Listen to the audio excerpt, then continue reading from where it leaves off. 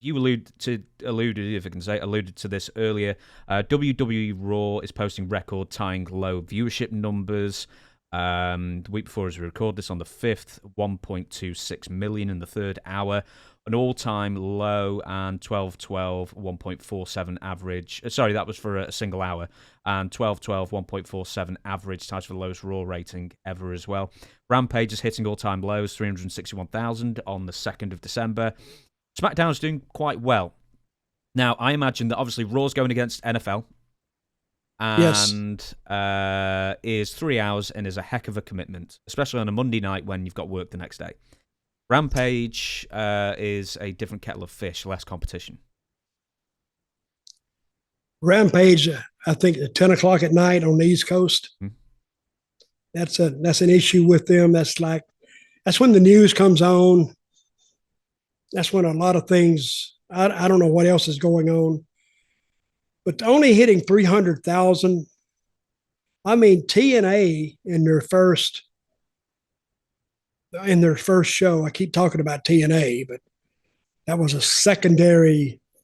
For those of you who don't know what TNA was, it was the competition to WWE. TNA called it a war. WWE didn't even know a war was going on. So you can't have a war unless one side knows what's going on. But they did 300,000, and they were really, really disappointed in it. I was kind of disappointed in it too, because but it's 300,000. Now it's beating Rampage. It was beating Rampage, and that's when TNA first started. And they were on like the Fox, like FS1 or something, one of the substitute channels. Wasn't even on the main channel, but it still did 300,000 people, fans, and they were disappointed in it.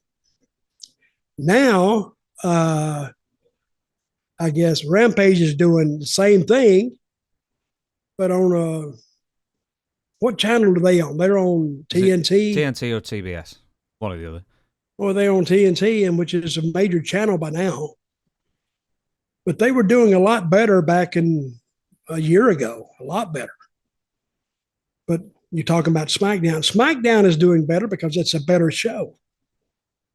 I think that was the one. How much does Triple H have to do with the booking of Raw?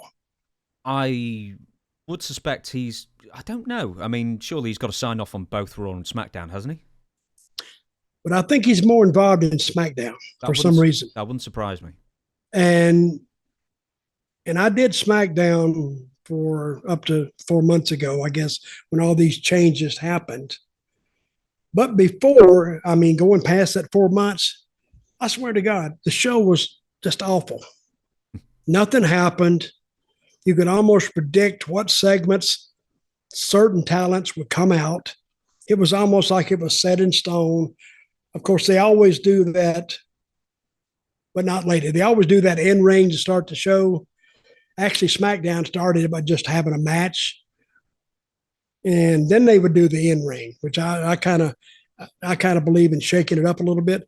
But SmackDown now, you got Bray Wyatt, and then you got the Roman thing and the Sami Zayn thing working, and the girls are trying to regroup and come back around.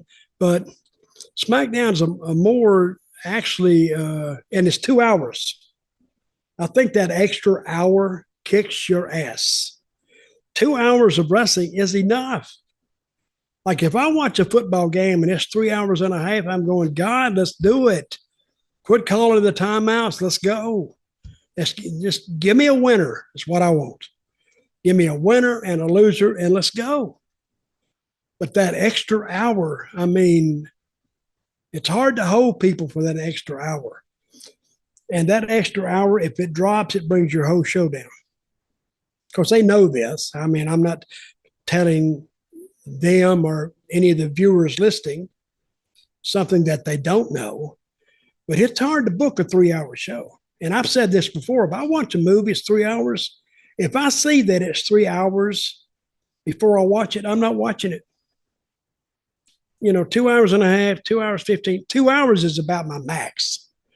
2 hours, okay, I can enjoy it and get up and walk away. 3 hours, I can't do it. but they know that, but they make so much money on that extra hour, they're not inclined to, get out of it. You've watched Rampage. I don't know if you've watched it from the absolute beginning, but you've watched it for, a good year at least, every episode. What's changed with it, and what's driving fans away from that show in particular? It's kind of boring, to tell you the truth. You used to quite like it when you first talked about it. When you were first reviewing it, Sports Kid, you quite liked it. It was bang, bang, bang, 1 hour done, and now it's boring. Well, it's kind of boring now. Hey, shows go up and down. It used to be pretty good because that's when they had their characters over, but I think what's happening now, I think we have booker fatigue. I don't think Tony is quite sure what he wants. Now, I hear that he books all the shows. I don't think he books all the shows. I think he might make out the skeleton list. And then when they think about it, then they get to the show and they figure it out. But I don't think he has many long-range plans, or doesn't look like to me. But he was just sitting in really a sweet spot when the CM Punk thing happened. Right before that scrum, and that was a scrum that they haven't recovered from it yet, because the scrum and the fight backstage took precedent. Of course, CM Punk was off the air, the Bucks were off the air, Omega was off the air, and so when you're punishing yourself and the talent, that's punishing the fans too. So they just tuned out, I think. Now, I may be wrong, but a lot of people start watching and some people don't. Something has to, for people to watch, they got to enjoy something. They got to buy into it and support it. And I think when that scrum happened and they didn't quite understand that, the executive vice president, I don't think people really understood that. Because I think you should have your administrative, your Tony Khans, and then you should have all the talents underneath that are all vying for championships. And you can understand that, even though it's a scripted series, you can understand that. But when you start putting the talent up with the executives, the executive branch, then the people go, I don't quite understand it. I don't know if they think that much about it, but to me, if I'm thinking about it right now, I'm confused. I think, as far as I can tell, if you book a show like a B show, you can't expect people to be interested in it.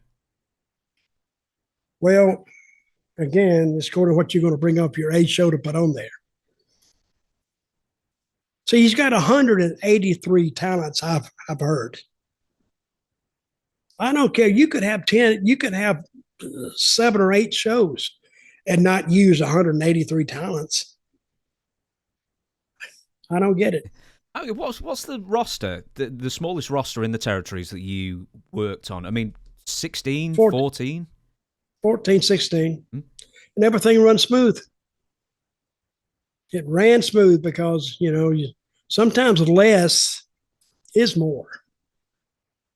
So we did a 90-minute show in Memphis that was converted down to an hour show for the loop, for the Louisvilles and the Evansville and the Nashvilles, are the secondary, not the secondary towns, but the secondary showing of the tape. And we worked it with 14 to 16 talents, and sometimes 18. But when it got to 18, it got crowded. Because the more people on that talent meant, you know what it meant? Less pay.